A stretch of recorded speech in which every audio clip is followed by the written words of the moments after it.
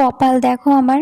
অনেক আশা করেছিলাম যে বাড়িতে পুজো হবে আজকে, সমস্ত জোগাড় করব, তারপরে শাড়ি পরে অঞ্জলি দিব, কত আশা করেছিলাম। কিন্তু শাড়ি তো পরেছিলাম, তোমরা অলরেডি মানে আমার ফটো পোস্ট করেছি দেখে নিয়েছো, কিন্তু আমি অঞ্জলিটা দিতে পারিনি। আর এই যে শাশুড়ি মা এখন একা একাই জোগাড় করছে, শাশুড়ি মাকেও কোনো আমি হেল্প করতে পারিনি। শাশুড়ি মায়ের একটু অসুবিধা হয়েই যাচ্ছিলো একা একা সমস্ত কাজ করতে, পুজোর জোগাড় করতে, তো কিছু করার ছিল না, বুঝতেই পারছো তোমরা। সত্যি গো, মনটা খুবই খারাপ হয়ে গিয়েছিল, এত মন খারাপ হয়ে গেছিলো, আমার কথা বলতেও কারোর সঙ্গে ইচ্ছেই করছিল না, আর ভালোও লাগছিল না। কিন্তু কি আর করব বলো, মন খারাপ করে তো আর লাভ নেই, আর যেটা হওয়ার সেটা হবেই। জানো তো, আমাদের বাড়িতে কিন্তু 2 বছর পর পুজো হলো। যেহেতু শাশুড়ি মা অসুস্থ ছিল, সেরকমভাবে সামলাতে পারবো না বলে সেজন্য কিন্তু পুজোটা 2 বছর হয়নি।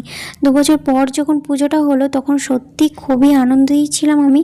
ভেবেছিলাম সমস্ত কিছুই করব, কিন্তু সেটা তো আর হলো না।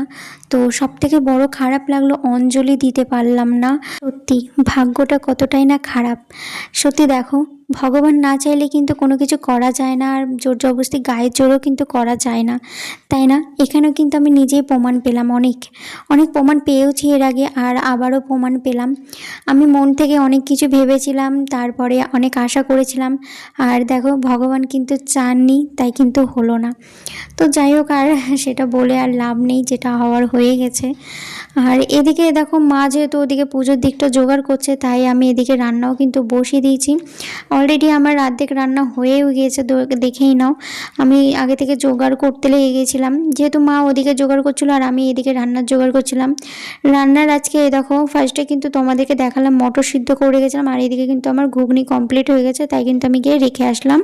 আর এদিকে কিন্তু আমি দেখো ছোলার ডাল করব, তার জন্য কিন্তু মশলাটা কষিয়ে নিচ্ছি। কষানো কমপ্লিট হয়ে গেছে, তারপরে এই যে ছোলার ডাল কিন্তু সিদ্ধ করে রেখেছিলাম, ছোলার ডালটাকেও তারপরে দিয়ে দিলাম। তারপরে দেখো ফুটিয়ে তারপরে এখন আমি ছোলার ডালটাকে নামিয়ে নেব। আর পাশে দেখো, পাশের কড়াইয়ে কিন্তু আমি সুজি বসিয়েছি, তাহলে একটু তাড়াতাড়ি হয়ে যাবে, তাহলে একটু পুজোটাও দেখতে পারবো, ঠাকুরমশাই চলে আসবে। জানো তো, ঠাকুরমশাইয়ের আসার কথা ছিল আমাদের বাড়িতে 9:30টার সময়, শুধু আমি মায়ের কোনো কাজে হেল্প করতে পারবো না পুজোর দিকটা, তার জন্য কিন্তু মা ফোন করে বললো ঠাকুরমশাইকে যে নিশা পারবে না, তো আমি একা একা সামলাতে পারবো না, তো একটু যদি টাইমটা চেঞ্জ করা যায়, তো তার জন্য বলেছিল যে ঠিক আছে আমি তাহলে 11টার দিক করে যাব। তো 11টা আবার টাইম দিল, সেই 11টার সময়তে এসেছিলো। তার জন্য আমি ভাবলাম তাহলে আমি রান্নাবান্নাটা করে তাহলে করে নিলে তাহলে আমি পুজোর দিকটা মানে কিছু করতে পারবো না, তো কী হয়েছে, পুজো তো দেখতে তো পারবো। তো তার জন্য আমিও এদিকে সামলিয়ে নিচ্ছিলাম। আর এদিকে কিন্তু কথা বলতে বলতে আমার সুজি কিন্তু কমপ্লিট হয়ে গেছে, সুজিটা গিয়ে আমি রেখে আসলাম। আর এদিকে কিন্তু আমার বর চলে এসেছে আমাকে জ্বালাতে পিছনে, এত বিরক্ত করে না। আর এদিকে আমার বিরক্ত লাগছিল, মাথা গরম হয়েই ছিল ধরো, আর আমার কিছু ভালো লাগছিল না। তারপরে ও পিছনে এসে আমাকে শুধু বিরক্ত করে যাচ্ছিল। তারপরে একটু জোরে কথা বলেছি, তখন ও চলে গেল ওপরে আমাকে বিরক্ত করতে করতে। তারপরে এ দেখো, আমার কিন্তু রান্না অলরেডি কমপ্লিট হয়ে গেছে, এখনও পুরোপুরি না, অর্ধেকটা হয়েছে। ঘুগনি হয়ে গেছে, ডাল হয়ে গেছে, সুজি হয়ে গেছে, আর এদিকে কিন্তু পায়েস বসিয়েছিলাম। তারপরে বাবা বললো পায়েস বসাতে হবে না, মাম্মা মিশে করবে, তার জন্য গ্যাসটা আবার অফ করে রেখে দিলাম।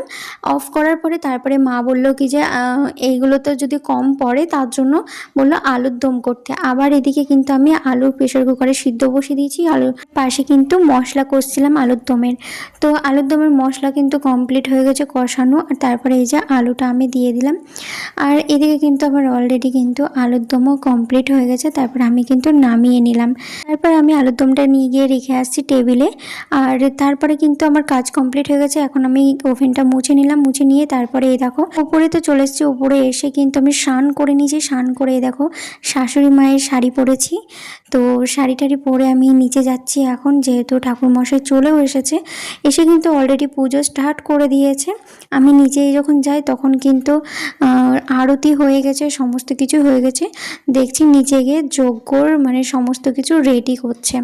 তো পুজোর যখন স্টার্ট করে ওগুলো তো আমি কিছু ভিডিও করতে পারিনি, যেহেতু আমি ছিলাম না, ওপরে চলে এসেছিলাম, ওপরে এসে স্নান টান করলাম, তার জন্য তো একটু টাইম লাগবে। আর নিচে এসে দেখি এই যে যজ্ঞ সমস্ত কিছু রেডি করছে, আর আমি ভিডিও করছিলাম বলে তাই আমার দিকে তাকিয়ে একটু হাসছিল। তারপর এ দেখো যজ্ঞ কিন্তু স্টার্ট করে দিয়েছে, আর আমাকে জিজ্ঞেস করছিল তোর বর কোথায়। আমি বললাম বর এখন স্নানে গেল। আমি বললাম আমি তো দিতে পারবো না অঞ্জলি, তাহলে তুমি আমার বদলে অঞ্জলিটা দিয়ে দাও। তাই বললাম তার জন্য ও স্নানে গেল, স্নান করেও নিচে আসছে। দিয়ে বললো তাহলে তাড়াতাড়ি ওকে ডাকিস। তাই বললো।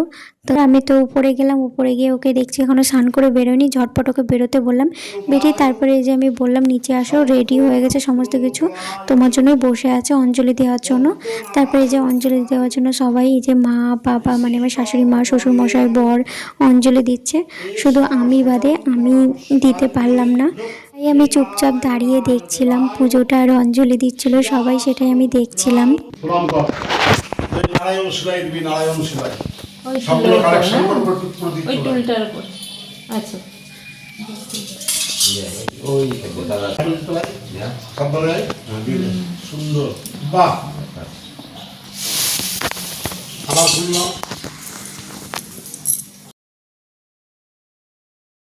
আমার একটা জিনিস খুব ভালো লাগলো আমার বরের। আমি একবার বলেছি যে আমি পুজো দিতে পারবো না অঞ্জলি, তুমি আমার বদলে একটু দিয়ে দেবে। তো একবারও পর্যন্ত না বলেনি, কিন্তু ও কিন্তু তারপরে স্নানে গেল, স্নান করে কিন্তু এসেই দেখো আমার বদল কিন্তু অঞ্জলি দিয়ে দিল। খুব ভালো লাগলো। তারপর মানে ভালো লাগছিল। পুজো তো কমপ্লিট হয়ে গেছে। তারপরে এই যে বাবাকে সব প্রসাদ দেওয়া হয়েছে সবাইকে দেওয়ার জন্য পাড়াতে। তারপরে বাবার যাদের চেনাশোনা বন্ধু বান্ধব, তারপরে মানে নিজের ফ্যামিলিকে কিছু জনকে, তাদেরকে প্রসাদ দিয়ে আসলো বাবা। আর এদিকে কিন্তু এ দেখো আমাদের পুজো কমপ্লিট হয়ে গেছে। এটা সমস্ত হয়ে যাওয়ার পরে সব মা ভালো করে আবার গুছিয়ে নিয়েছে ঠাকুরঘরটা। তো সেটাই তারপরে একটু শেয়ার করলাম। আর এদিকে কিন্তু আমি বরের জন্য প্রসাদ নিয়ে যাচ্ছিলাম ওপরে। এই দেখো ও যেহেতু ওপরে আছে, আর এদিকে কিন্তু ও আমাকে একটু প্রসাদ খাইয়ে দিচ্ছিল, তারপরে ও নিজেও খাচ্ছিল। তারপরে তোমরা দেখবে আমাদের ভালোবাসার খুনসুটি। আমাকে এই যে ফলটা খাওয়াচ্ছে, কলাটা, আমি পুরোটা খাচ্ছি না বলে ও মুখের মধ্যে আমাকে ঠুসে দিচ্ছে। তো আমাদের মধ্যে চলে একটু একটু একটু, ওটা না চললে হবেই না। ধরো আমারও ভালো লাগে না, ওরও ভালো লাগে না। তো যাই হোক, এটাই হচ্ছে ভালোবাসা। আর এদিকে কিন্তু প্রসাদ খাওয়া হয়ে গেছে কমপ্লিট। তারপরে কিন্তু আমি আরও আবার বেরিয়ে পড়লাম একটু মাসির বাড়ি যাওয়ার জন্য, যেহেতু মাসিকে একটু প্রসাদ দিতে যাচ্ছিলাম। ভিডিওটা অনেকটাই লং হয়ে গেল জানি, কিন্তু তোমরা কেউ মিস করো না, ভিডিওটা তোমরা দেখো, অবশ্যই ভালো লাগবে তোমাদেরও। আর আমার এই ভিডিওটা তোমাদের কেমন লাগলো অবশ্যই কিন্তু কমেন্ট করে জানিও কিন্তু তোমরা, ঠিক আছে? তো আবার দেখা হচ্ছে নেক্সট ব্লগে। বাই সবাইকে, তোমরা ভালো থেকো, সুস্থ থেকো।